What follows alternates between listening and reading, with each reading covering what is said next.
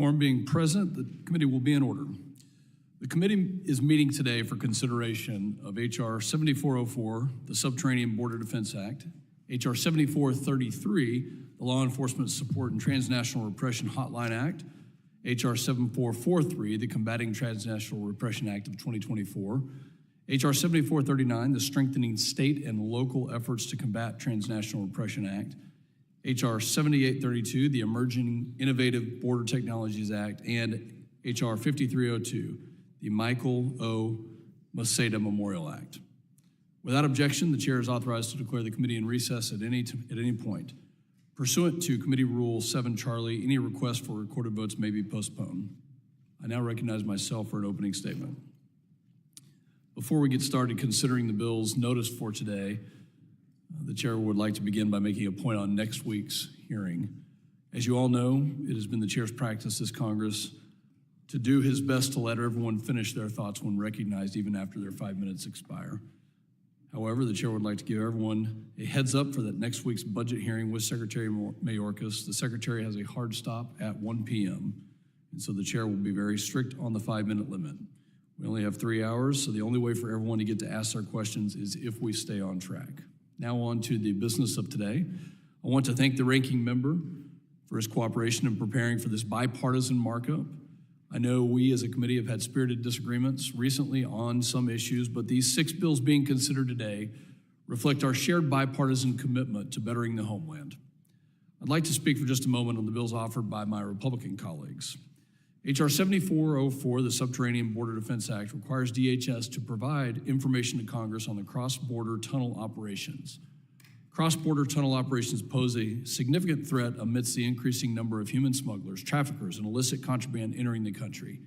DHS's strategic plan on illicit tunnel operations, as mandated by the 2023 NDAA, provided Congress with important insight and data, and I thank Mr. Crane for his leadership on this legislation, which will require DHS to continue to update Congress on this issue annually. In February, the Subcommittee on Counterterrorism, Law Enforcement, and Intelligence held a bipartisan markup aimed at pushing legislation forward that would address the threat of transnational repression in the United States. The markup followed an important hearing on the topic in January, and the subcommittee's work throughout the 118th Congress and bills that came out of it had unanimous bipartisan support. Mr. D'Esposito's H.R. 7433 would assist DHS's efforts to reach communities across the country so that victims of transnational repression can report their stories. H.R. 7443, introduced by myself, creates an important step in the fight against transnational repression by authorizing a dedicated task force within the department. I also want to mention the bills brought forward by my Democrat colleagues. H.R. 7439, introduced by Mr. Magaziner and similarly moved through subcommittee markup. This measure makes an important contribution to the effort to combat transnational repression by bringing in state and local partners. H.R. 7832, introduced by Mr. Correa, will allow DHS to expand its capability to bring security to the border by finding and utilizing technological innovations. Last but certainly not least, H.R. 5302 is an important piece of legislation introduced by the resident commissioner of Puerto Rico, Ms. Gonzalez Colon, that honors the fallen Air and Marine Operations Agent, Michael O. Maceda. As we do our duty here in Washington, it's important that we remind ourselves of those frontline personnel who put their lives on the line every day to protect the homeland and our way of life. I want to thank Ms. Gonzalez Colon for her leadership in this matter, recognizing the heroism of Agent Maceda. I strongly support all bills under consideration in today's markup and urge my colleagues to do the same. I now recognize the ranking member to make an opening statement. Thank you very much, Mr. Chairman. Before we get started today, I'd like to wish our colleague, the gentleman from New Jersey, Mr. Payne, a speedy recovery. We all hope he can get back with us again very soon. Today, we will consider 6 bipartisan measures in stark contrast from the last time the committee met to mark up legislation. Today, the committee will advance 2 common-sense border security measures and another bill that honors a Customs and Border Protection agent tragically killed in the line of duty. Also, members of the Counterterrorism and Intelligence Subcommittee came together in a bipartisan way to advance 3 additional bills addressing the important topic of Transnational Repression. The committee's last markup in January was on a baseless article of impeachment in perhaps the most politicized partisan stunt this committee has ever engaged in. And it has been a stunt all along. Indeed, the articles have not even been transmitted to the Senate, despite extreme MAGA Republican claims that impeaching Secretary Mayorkas was of grave importance. They've waived to transmit their sham impeachment to maximize its political impact. Today's markup shows what we can do when we work together. The polarizing show that awaits across the Capitol shows what happens when politics are put over people. How many more bills could this committee have reported to the full House if we had spent more time this Congress on policy rather than partisanship? By this time in the last Congress, the committee had reported 49 measures, and that was during a global pandemic that profoundly affected our operations. By this time in the 116th Congress, under the same circumstances of divided government as today, the committee had reported 66 measures. This Congress, by contrast, the full committee has reported merely 15 measures, 15. And that includes the sham articles of impeachment that the Senate will no doubt promptly dismiss. Mr. Chairman, this committee can do better. It has done better. And once the meritless, extreme MAGA Republican impeachment stunt is finally over, I hope the committee will do better. And on that note, I'll turn back to today's bill. First, the committee will honor the heroic sacrifice of Michael O. Maceda, a Customs and Border Protection Marine interdiction agent who was killed in the line of duty during a drug interdiction boarding operation off the coast of Puerto Rico in 2022. H.R. 5302 would name a CBP Air and Marine Operations Unit after Agent Maceda, and I will have more to say about this bill during debate on it. The committee will also take up Border Security and Enforcement Subcommittee Ranking Member Lou Correa's Emerging Innovative Border Technologies Act, H.R. 7832, co-sponsored by Representative Latrell, would require the Secretary of Homeland Security to submit a plan to Congress to identify, integrate, and deploy innovative technologies such as artificial intelligence for border security and management. The bill also authorizes the formation of one or more CBP innovation teams to research and adapt commercial technologies to enhance border security operations and meet mission needs. Effective border security requires 21st century technology, and H.R. 7832 helps move the department in the right direction.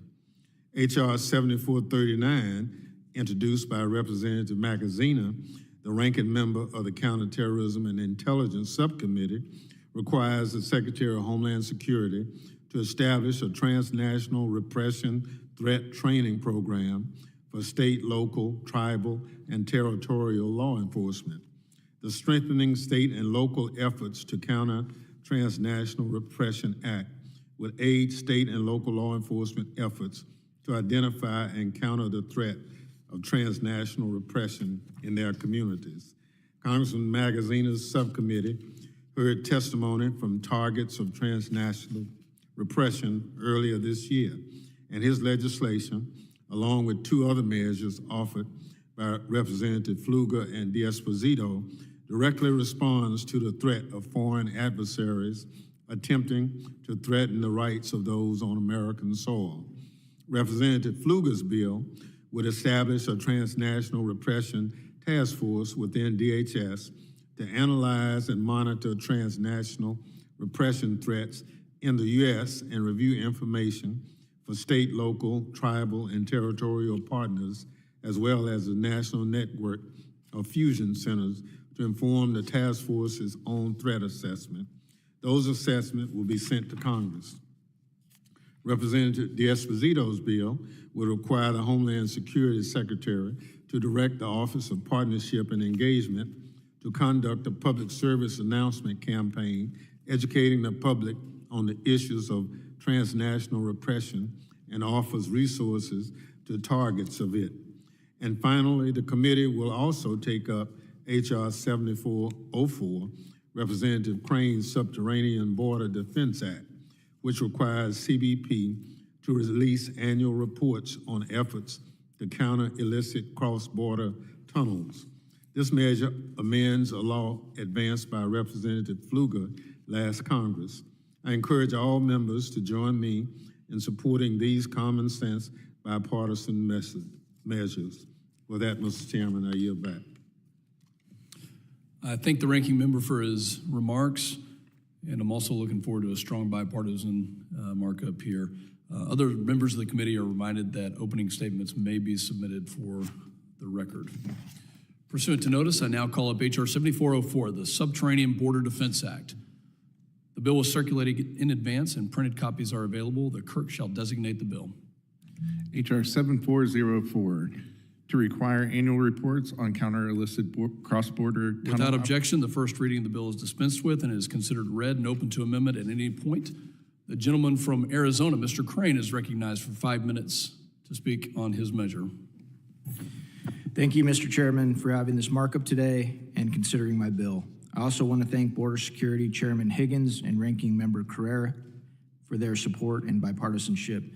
It's obviously not often here in Congress that we work together in a reasonable bipartisan way, especially on border security. But without this bipartisan collaboration and support, passing this could not happen. So I'm thankful we can put aside politics and come together on this important issue. As we all know, terrorists and criminal organizations continue to expand in both size and sophistication and illicit cross-border tunnels along the southwest border of the United States represent a significant and growing threat to national security. These cross-border tunnels allow smugglers to move drugs, weapons, currency, people, and other illegal contraband across the border. Since 1990, law enforcement officials have discovered more than 140 tunnels that have breached the U.S. border, with an 80% increase in tunnel activity occurring since 2008. CBP remediates cross-border tunnels as part of its overall border security and law enforcement missions. My bill would simply require annual reporting from CBP on illicit cross-border tunnel operations, which will better inform us on how to best provide a multi-layered defense of the southern border. Amidst threats from terrorists, cartels, and other bad actors, counter-tunnel technologies will help us protect critical infrastructure from national security threats. Today, this committee is one step closer to ensuring that our communities are protected and that first responders at the border have the reliable resources they need to catch terrorists and criminals. I want to thank everyone on the committee for their support and hard work, and with that, I yield back. I thank the gentleman. Now recognize the gentleman from California, Mr. Correa, to speak on the bill. Thank you, Mr. Chairman. Like Representative Crane said, we've seen 80% increase in tunnel activity since 2008. And I want to thank him for working across the aisle, because that shows that when we do that, we actually make good things happen here in Congress. This bill is important, simple but very important. It simply requires that the U.S. Customs and Border Protection provide annual reports to Congress on their efforts to counter illicit cross-border tunnel operations. Currently, CBP only has to give Congress a report on a one-time basis. We want to see what's going on. We want to make sure they report to us, Congress, every year, because we know human traffickers, illegal drug smugglers are always developing new ways to build tunnels, to evade detection and capture.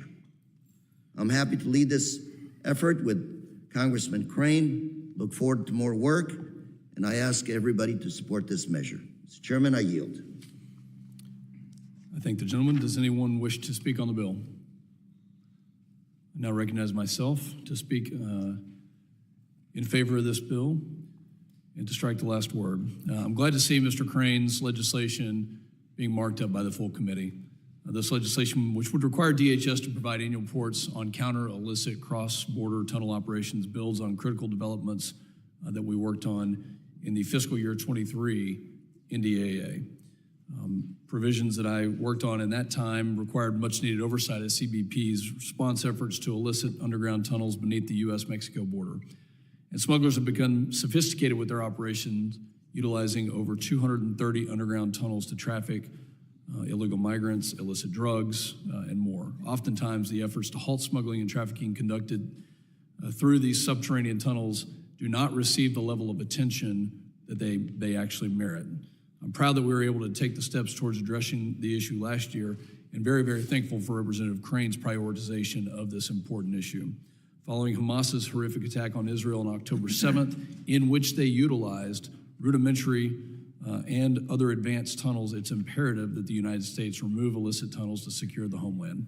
I look forward to seeing the continued work by this committee in a bipartisan way to remove these tunnels and to put a stop to these dangerous avenues for circumventing our nation's laws. I urge my colleagues to vote yes on H.R. 7404.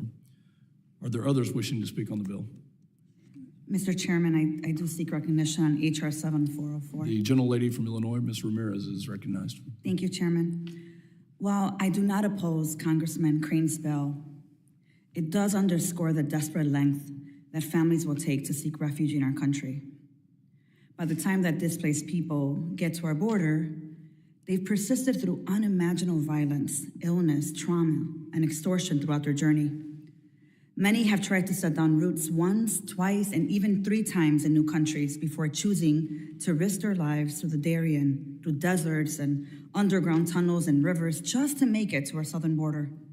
Throughout their journey, they find places that end up being just as unsafe, unstable to orderly process migrants, and unable to offer safety, protection, and stability as where they left. For months, this committee has been talking about the Darien Gap.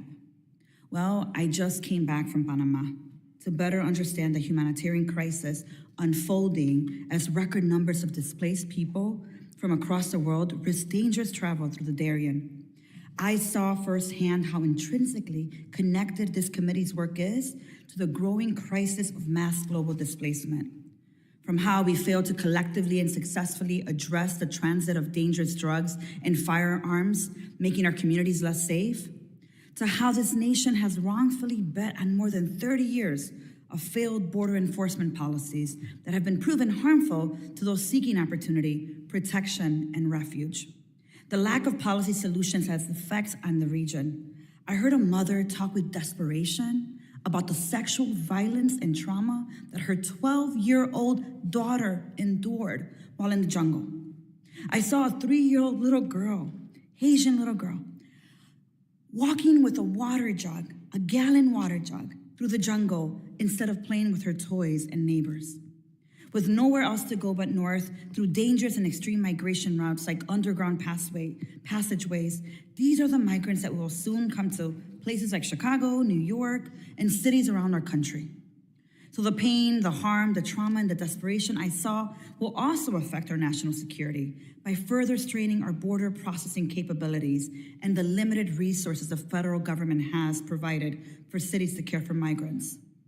Those of us in this committee, those of us in Congress, we must underscore that attaining effective, orderly, and humane border processing requires long-term solutions that will build on the political will, the regional partnerships, and a coordinated global approach to ensure that communities are able to thrive.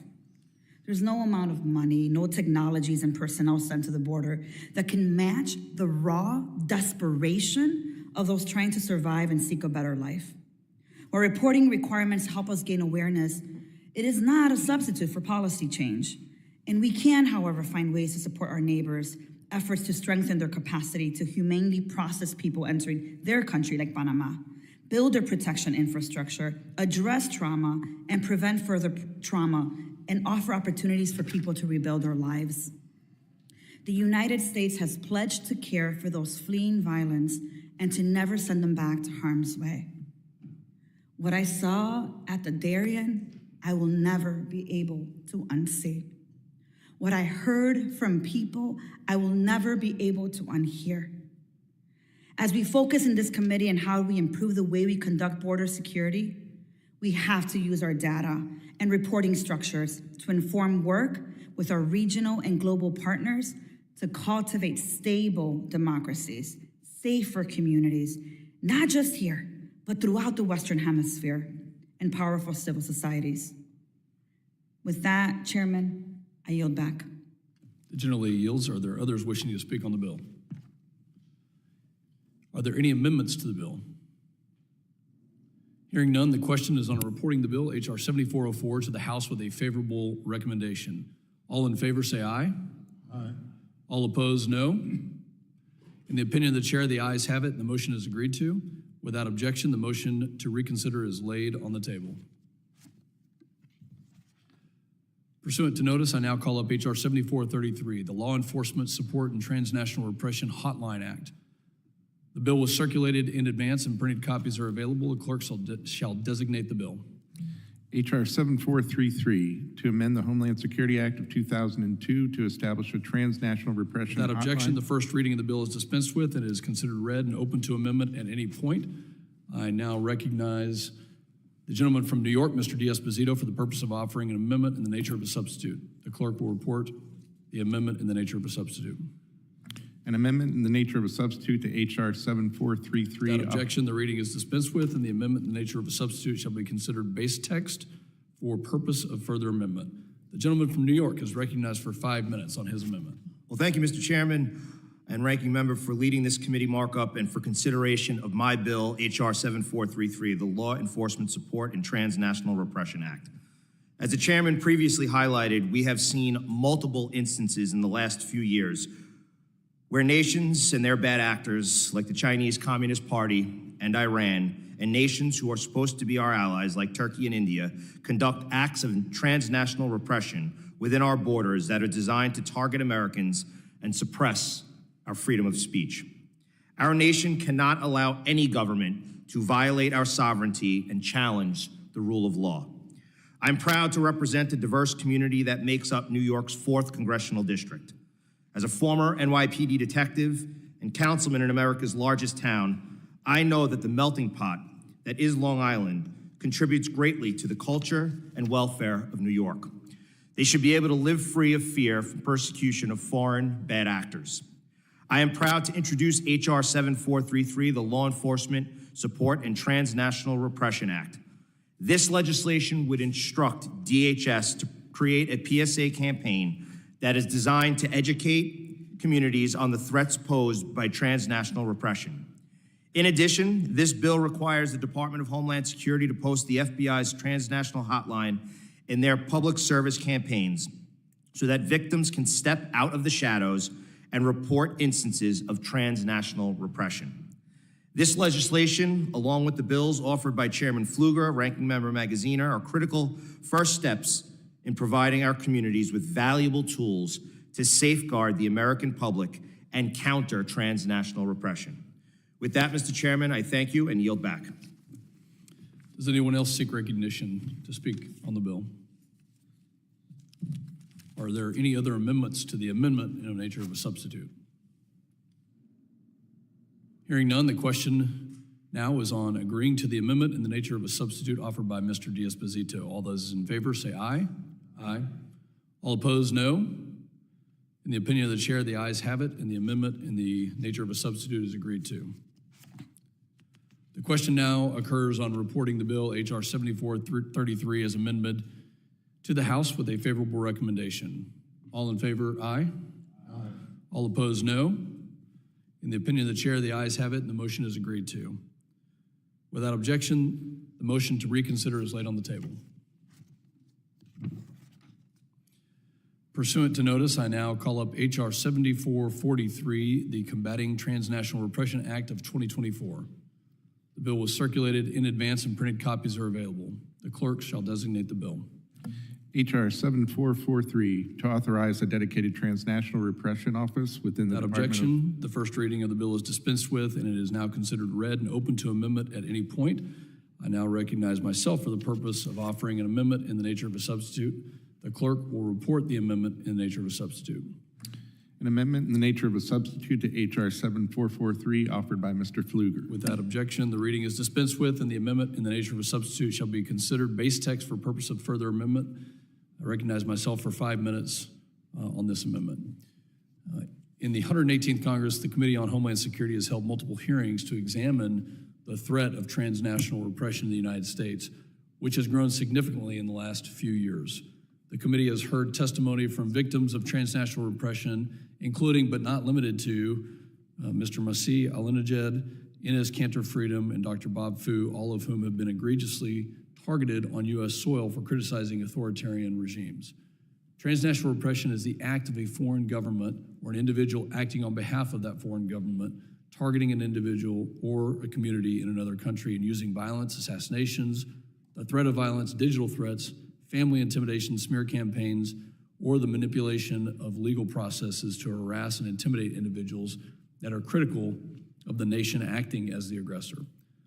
The Chinese Communist Party, the Iranian regime, and other malign entities have reached beyond their borders to silence their citizens and former citizens and Americans who defend human rights and advocate for free speech. These hostile acts are a direct challenge to our nation's sovereignty and the rule of law. It is crucial that the Department of Homeland Security take steps to recognize, assess, and help address this threat, thereby reducing risk to the people of the United States. One of the bills we are marking up today, H.R. 7443, is an important measure that would authorize a dedicated transnational repression task force within DHS to analyze and monitor transnational repression and related terrorism threats, and DHS to take action to prevent this repression. The head of the task force will be appointed by the Director of Homeland Security Investigations, as HSI already works closely with federal and other partners to investigate allegations of transnational repression. I want to thank Representative D'Esposito for his attention to this matter and commend his work on legislation to implement an important public service awareness campaign to educate the public on the issue of transnational repression threats and the resources that are available to victims. I think it's especially critical now, given the operation of an illegal overseas police station of the Chinese Communist Party within New York City. According to the Justice Department, the CCP, through its repressive security apparatus, established a secret physical presence in New York City to monitor and intimidate dissidents and those critical of its government. And the CCP's actions go far beyond the bounds of acceptable nation-state conduct. Just last July, Representative D'Esposito and myself visited and met with the heads of NYPD's Intelligence and Counterterrorism Division to discuss a myriad of security issues, including transnational repression and NYPD's good work related to the Chinese government and the police stations in Manhattan. It is paramount that we decisively defend the freedoms of all those living in our country from the threat of authoritarian repression. I'm also proud to support Ranking Member Magaziner's measure today, H.R. 7439, to require the Secretary of Homeland Security to prioritize strengthening of state and local law enforcement capabilities to counter transnational repression and related terrorism threats. All three of these bills passed out of the Subcommittee on Counterterrorism, Law Enforcement, and Intelligence on February 29th, 2024. Since then, we have made some very minor adjustments to the bill text to improve the practicality and implementation of these measures. I thank all my colleagues, I thank the staff on both the majority and the minority side for moving these important pieces of legislation. Collectively, these measures reflect a bipartisan commitment to safeguarding American values of free speech and human rights in the face of foreign malign influence. And the chair yields back. Does anyone else wish to speak on the measure? Are there any amendments to the amendment in the nature of a substitute? Hearing none, the question is now on agreeing to the amendment in the nature of a substitute offered by myself. All in favor say aye. Aye. All opposed, no. In the opinion of the chair, the ayes have it, and the amendment in the nature of a substitute is agreed to. The question now occurs on reporting the bill H.R. 7443 as amended to the House with a favorable recommendation. All in favor, aye. Aye. All opposed, no. In the opinion of the chair, the ayes have it, and the motion is agreed to. Without objection, the motion to reconsider is laid on the table. Pursuant to notice, I now call up H.R. 7439, the Strengthening State and Local Efforts to Combat Transnational Repression Act. The bill was circulated in advance and printed copies are available. The clerk shall designate the bill. H.R. 7439, to amend the Homeland Security Act of 2002 to require the Secretary of Homeland Security to prioritize. Without objection, the first reading of the bill is dispensed with and it is considered read and open to amendment at any point. I now recognize Mr. Magaziner for the purpose of offering an amendment in the nature of a substitute. The clerk will report the amendment in the nature of a substitute. An amendment in the nature of a substitute to H.R. 7439 offered by Mr. Magaziner. Without objection, the reading is dispensed with and the amendment in the nature of a substitute shall be considered base text for the purpose of this further amendment. The gentleman from Rhode Island is recognized for 5 minutes on his amendment. Well, thank you, Chairman Pfluger, and thank you for your partnership on this package of legislation. It's been great working together on such an important issue, and I want to recognize and thank Mr. D'Esposito and Mr. Goldman for their partnership as well. America is built on free speech and open debate, but even on our own soil, repressive foreign governments target dissidents with harassment, cyberbullying, hacking, abduction, imprisonment, intimidation of loved ones, and even violence. Foreign governments use transnational repression to intimidate and silence those who dare to speak out in the United States and elsewhere. So today, this committee is sending an important message. Not here, not on our watch. During the CTI subcommittee hearing on this topic, we heard from Enes Kanter Freedom about the retaliation he has experienced as a result of the Turkish government's campaign of transnational repression against those who criticize their government. We heard from Bob Fu, founder and president of the China Aid Association, about the CCP's multifaceted transnational repression campaign to silence dissident voices through physical and cyber harassment. And this full committee has heard the story of Mada El-Nijad, an Iranian journalist and women's rights activist who lives here in the United States and has been the target of brazen assassination plots, which thankfully she survived, launched by the Iranian government. And as has been noted earlier, last year the Department of Justice disrupted a secret police station operating in New York City at the behest of the Chinese government with the mission of harassing Chinese democracy advocates, Uyghur advocates, and others living in the United States. These are just a few examples of what we face. At the core, my bill ensures that state and local law enforcement get the training they need to identify, pursue, and investigate transnational repression in the communities that they serve. State and local law enforcement agencies are the first line of defense in our communities, and they need specialized training on how to identify and counter the threat of transnational repression. Under this bill, the Department of Homeland Security will establish a transnational repression threat training program for state, local, tribal, territorial, and campus law enforcement agencies, including through the Fusion Center network. The bill requires that the training include how to identify transnational repression, how to collect and retain information related to it, identify suspected targets and victims of transnational repression, and also best practices for victim safety, engaging targeted individuals and communities in accordance with privacy and civil rights. The amendment in the nature of the substitute contains a few small technical changes and feedback from both the minority and majority Homeland Committee staff, and I want to thank them for their work on this as well. I appreciate the department's engagement on this, and once again, Chairman Pfluger and Representative D'Esposito and Goldman for their continued partnership on this effort. I also want to thank Chairman Green and Ranking Member Thompson for bringing these bills to the full committee. I thank all of our colleagues for their good bipartisan collaboration on this. Once again, we need to send a message to friend or foe alike around the world. We do not stand for targeting political dissidents. We do not stand for targeting people with violence because of their political views, not anywhere, but particularly not here on U.S. soil. So I ask all of you for your support, and I yield back. The gentleman yields. Does anyone else wish to speak on the amendment? The gentleman from Oklahoma, Mr. Burkeen, is recognized. Thank you, Mr. Chairman. This is going to be a statement just because of parliamentary procedure, but it's more of a question that we can talk offline at some point. But I just want to make take the moment to remind our membership of this committee. This is the first year that I'm aware of in our nation's history where mandatory spending consumed the bulk of all revenue. When you add interest on our debt, in the last 3 years we went from $270 billion to $870 billion. We've increased our interest to $600 billion. If you look at mandatory spending, Social Security, Medicare, Medicaid, food stamps, veteran benefits, and the ancillary in terms of dollar figure amount on mandatory spending, that consumed the $4.4 trillion in revenue last year. That means $1.7 trillion for our discretionary budget, which is what we're talking about here, of finding resources for. 100% of our discretionary budget was borrowed monies.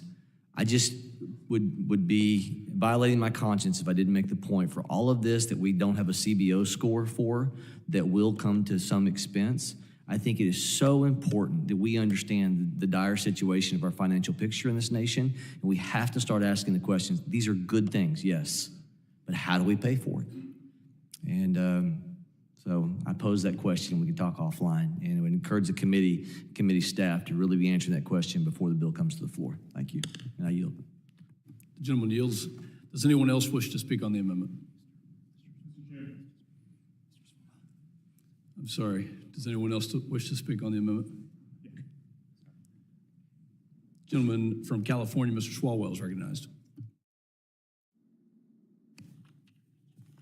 Thank you, Mr. Chair, and thank you for the leadership on the prior bill. And first, I would ask unanimous consent to enter into the record a letter from the American Sikh Caucus urging all members of the committee to support legislation to address India's alleged campaign of transnational repression against the Sikh community.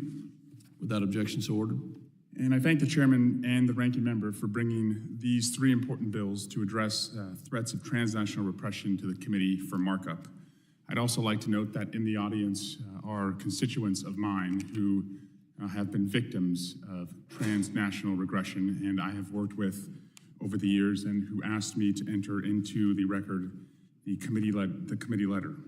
These bills advance the federal government's response to a troubling rise in foreign governments targeting U.S. persons on U.S. soil to attack and silence them for political reasons. Last year, the FBI warned members of the Sikh community of threats of violence against them and their houses of worship.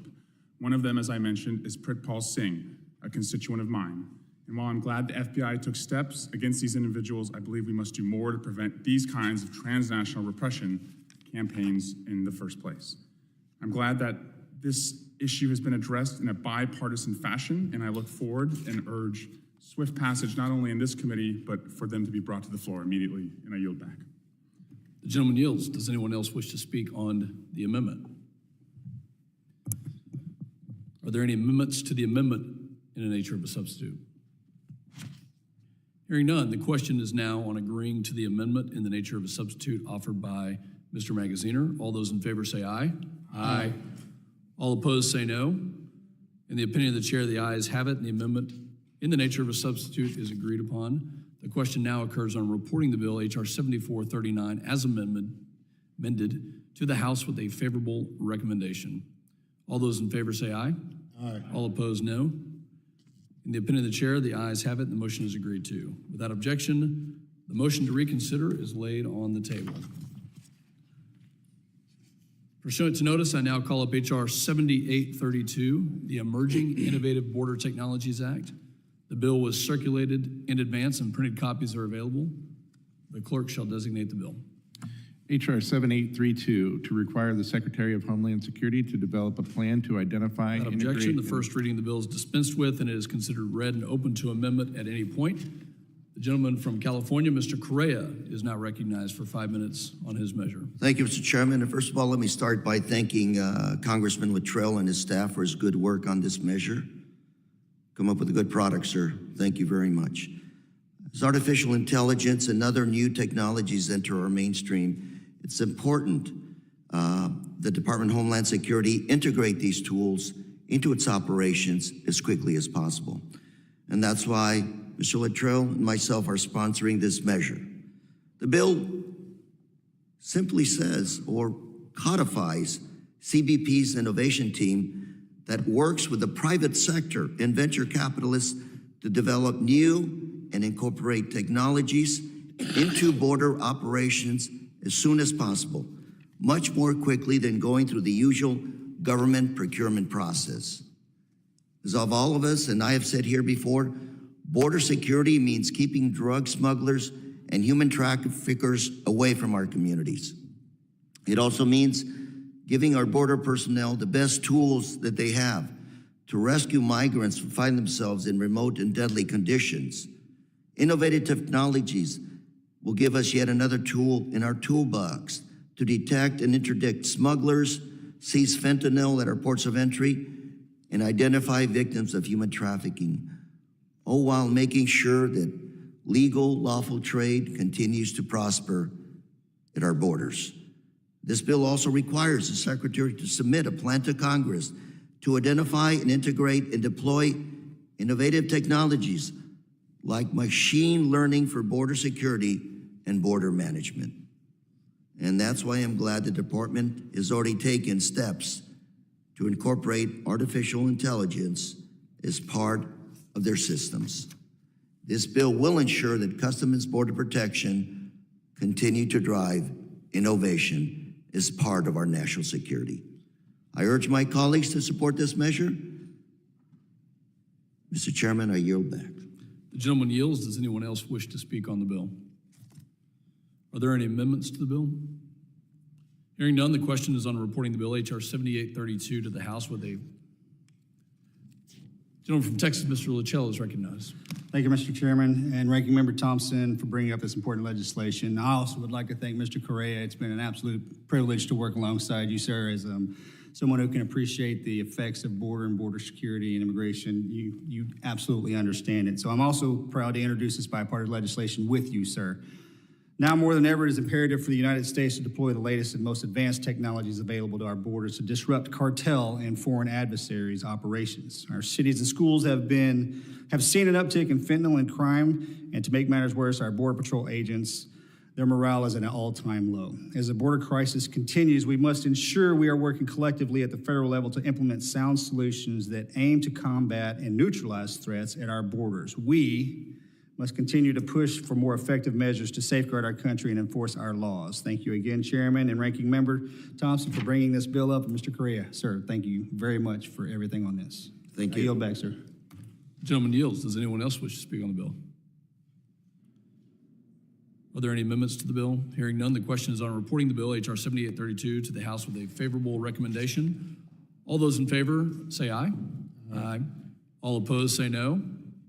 In the opinion of the chair, the ayes have it, and the motion to have it and motion to report favorably is agreed to. Without objection, the motion to reconsider is laid on the table. Pursuant to notice, I now call up H.R. 5302, the Michael O. Maceda Memorial Act. The bill was circulated in advance, and printed copies are available. The clerk shall designate the bill. H.R. 5302, to designate the Air and Marine Operations Marine Unit of the U.S. Customs and Border Protection. Without objection, the first reading of the bill is dispensed with and is considered read and open to amendment at any point. Without objection, the statement of the gentlewoman from Puerto Rico and sponsor of this legislation, Ms. Gonzalez Colon, is submitted for the record. I'd now like to recognize the gentleman from Texas to also speak on this measure. Thank you, Mr. Chairman. I absolutely commend my friend and colleague, the gentlelady from Puerto Rico, Ms. Jennifer Gonzalez Colon, for her leadership on H.R. 5302, the Michael O. Maceda Memorial Act. On November 17th, 2022, Marine Interdictions Agent Michael Maceda and two fellow agents were conducting a drug interdiction stop nearly 14 miles off the coast of Cabo Rojo, Puerto Rico, a well-known drug-running corridor for the cartels. After Agent Maceda and his fellow agents identified themselves and boarded the cocaine-filled vessel, the drug smugglers opened fire. Tragically, Agent Maceda was mortally wounded, and the other two AMO agents were injured. Agent Maceda paid the ultimate price for his heroism that day. Agent Maceda's service to our country was extensive. He served honorably in the United States Army as a wheeled vehicle mechanic prior to joining the U.S. Border Patrol as an agent in Douglas, Arizona in April of 2016. He was also a 7-year veteran of CBP's Air and Marine Operations, which he joined in 2021. To honor the life of Agent Maceda, the Michael O. Maceda Memorial Act will designate AMO's Mayegas Marine Unit in Cabo Rojo, Puerto Rico, as the Michael O. Maceda Marine Unit. I look forward to passing this bipartisan legislation as part of today's markup. With that, Mr. Chairman, I yield back.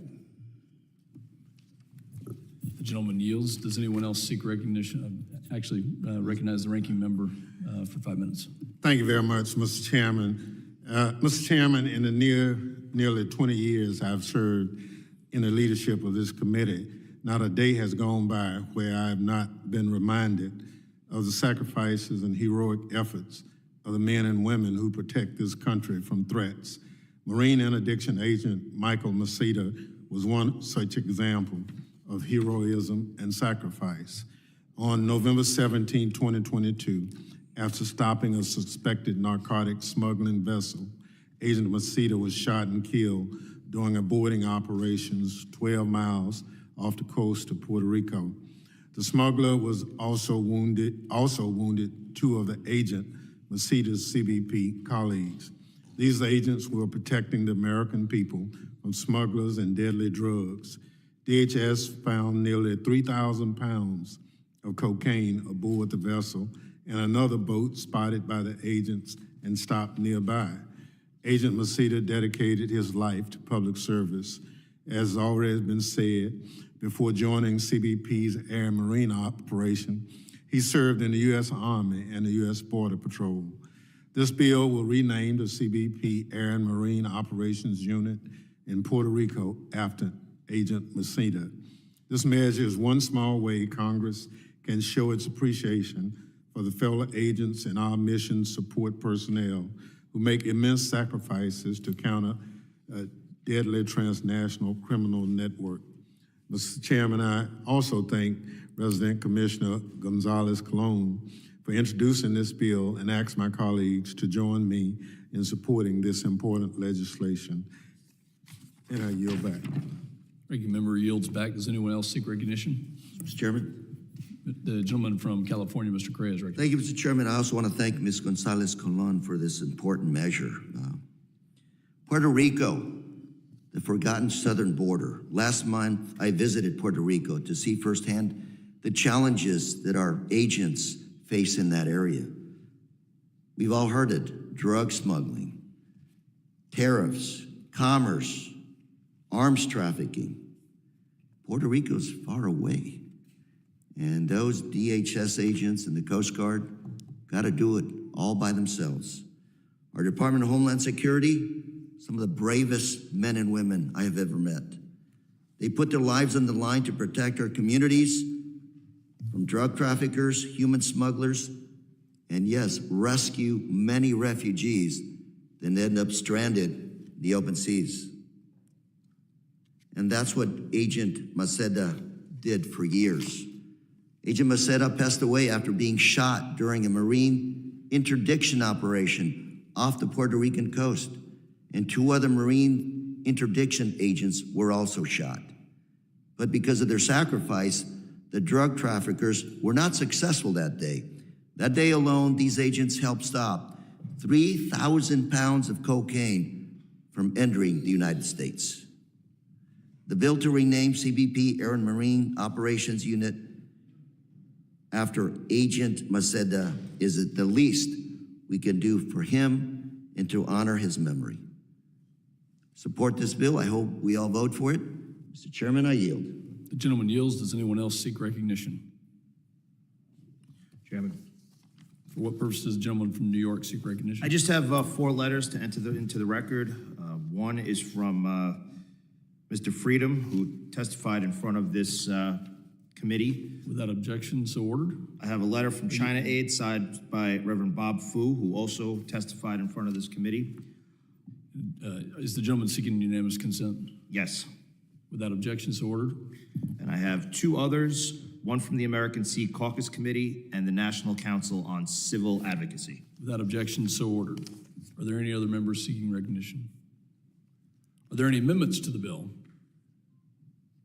Hearing none, the question is on reporting the bill, H.R. 5302, to the House with a favorable recommendation. All those in favor say aye. Aye. Aye. All opposed, no. In the opinion of the chair, the ayes have it. The motion is agreed to. Without objection, the motion to reconsider is laid on the table.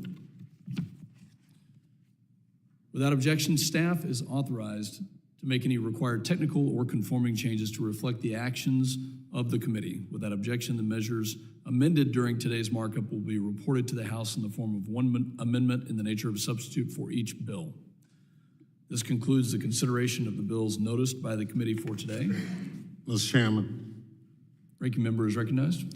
Mr. Chairman, pursuant to Clause 2L of Rule 11, I request that members have 2 calendar days to file with the clerk of the committee supplemental, additional, or minority views on the measures ordered reported by the committee today. So ordered. There being no further business, without objection, the committee stands adjourned.